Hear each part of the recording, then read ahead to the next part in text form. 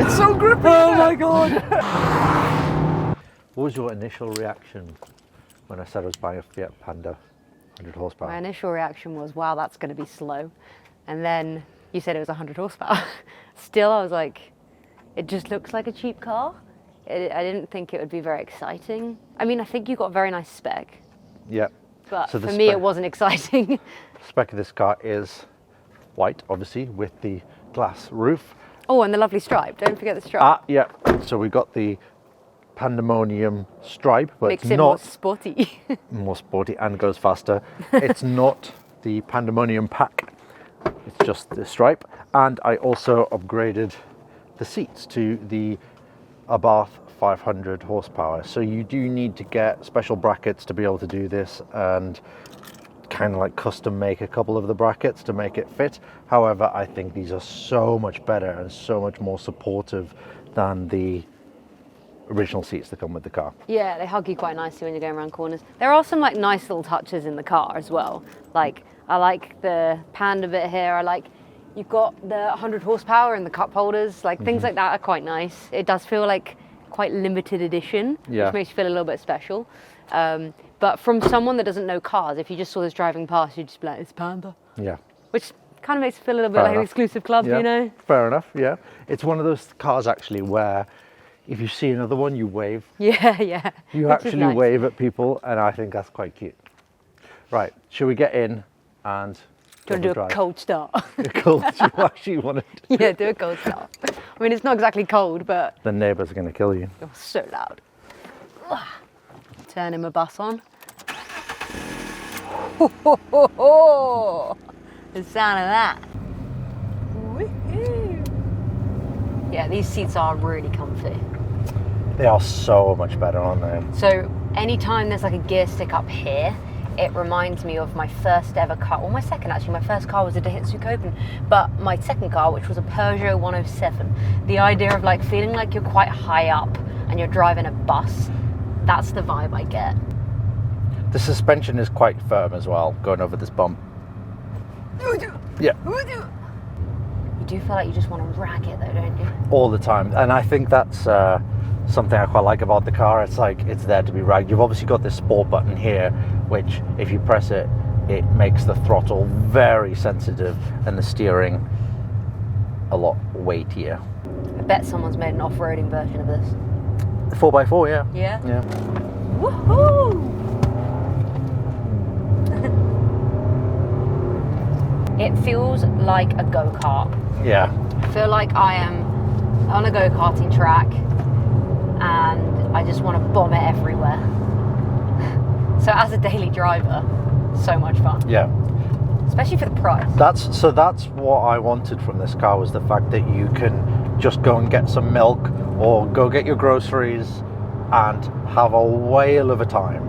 Because it looks cheap, but it doesn't matter because it is cheap. Yeah, in fact, I think in some ways the seats look a little out of place because they're a bit more premium with the Alcantara sides and everything. Sounds quite nice, actually. Yeah. I feel quite safe in it because it's so tiny. You are compact. also only doing the speed limit. Yeah, but on these roads, the speed limit is ridiculous because you can't see around a corner. It's one of these cars as well where you can do the speed limit but still have a whale of a time and put the car to its limit. Yeah. Not that I'm putting it to its limit right now, but you know what I mean. Do you see many of them around? Yeah, you do actually. In places you don't expect. How would you spot like them? London. Literally the 100 horsepower back? Is there anything No. different The body, in... it's got a body kit as well. Oh, okay. So different bumper, different front grille, and a little spoiler on the top. Ooh. Yeah. I'm going to press sport mode now. Okay. And then if you take off the throttle and back on, it'll be a completely different feeling. Yeah, that's quite funny, isn't it? Woo! So Come on. Yeah. So do you feel like you want more power? yes, but when I'm doing like properly country roads, no. No. Because you can really kind of push it. But when you're going up a hill, when you're on a straight, yeah. Yeah. I find on the motorway, I'm like, oh, come on. I want to do 70 and maybe more. Yeah. And it is a bit like a sewing machine. It does have 6 gears though. It has 6 gears, yes, you can cruise. It's super comfy though.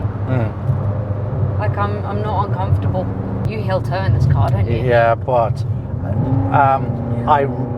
I rev much in this car. Heel towing, you've got to be able to hit the brake and the accelerator at the same time. Yeah. And that's very difficult in this car. It's not quite set up for that kind of driving, unfortunately. So you can heel and tow in it, but you're not going to get it right every time. So I tend to just rev match on the downshift and then brake. I mean, it's a lot of people's everyday car, so they're not thinking about those things. Yeah. You do feel like a little bit of a boy racer. Yeah. I feel like sometimes like a little bit of a rally driver. Yeah. It's definitely for people that just don't care about the image of the car. They just want to have a little bit of fun and not spend a lot of money. Yeah. Especially as like the parts are so cheap that you don't care about like ragging it around corners. Yeah. Ooh, oh, it corners well. It does, doesn't well, it? Yeah. I was expecting to just kind of understeer. Yeah. Yeah. Oh. Yeah, this is fun. This is fun. I mean, I've driven like 100 grand cars before, and so many of them don't make me smile. Yeah. Because you're terrified of binning it because it goes so fast. They can't corner because they're so heavy. But like the LC 500. Yeah. The Lexus. Yeah. But this is fun. Yeah. And it is like your first car again, isn't it? Yeah. Like that first time when you get your license and you think, I'm going to take the car out on some fun roads. I kind of just don't want to change gear, and I want to just keep revving. You can keep the revs all the way up. Get up to like 5,000-6,000 revs. You'll really feel more in control of the car as well. Do you want to drive for a bit? Yeah. All right, let me find somewhere to pull over.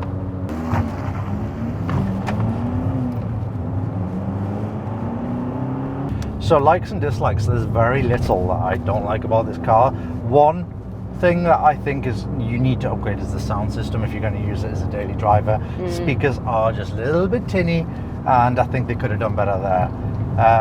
But what do you expect for price? True. You know, true. like, this is getting picky now. Yeah, it is getting very picky. Yeah. I also think that on the motorway it is quite hard work to get back up to speed at times. But apart from that, I love it. There's nothing I'd change about it. I even think the design is kind of like so not trying to be anything that it's kind of cool. Yeah, it's like you're confident in yourself if you have one. I feel very confident. I feel cool in this car because it's so not trying. Yeah. Compared to like a Mini Cooper S or something, where it's like, oh, you did try, or like a BMW 140i.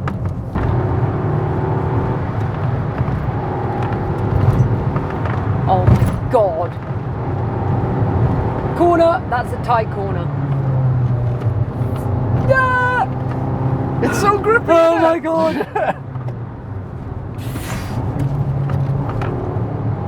Is that car gone? Oh, there. Oh my god.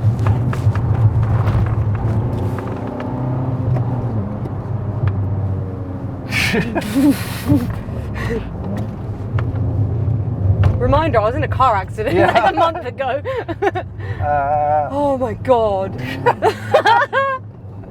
You probably were only doing 60 miles an hour. Oh, we didn't break the speed limit there now. Oh god. And finally, some things to look out for when you are buying these cars is firstly, look at the condition of the rear and front bumper because they are impossible to replace. Secondly, look at the rear axle. Make sure there's no corrosion because they are unfortunately susceptible to corrosion. However, if it is to go, then it is almost impossible to replace. Another common place of corrosion is underneath all of these sills here. Usually, weirdly, on the driver's side, so the side that is not near the side of the road, which goes through puddles. We don't really know why that happens, but it happens. So if you can and get it up on a ramp, have a look underneath these sills, make sure that there is no corrosion. Particularly on the red and white ones, you will get a lot of lacquer peel. So obviously you're going to notice that if you're looking at a car, but do expect that it might need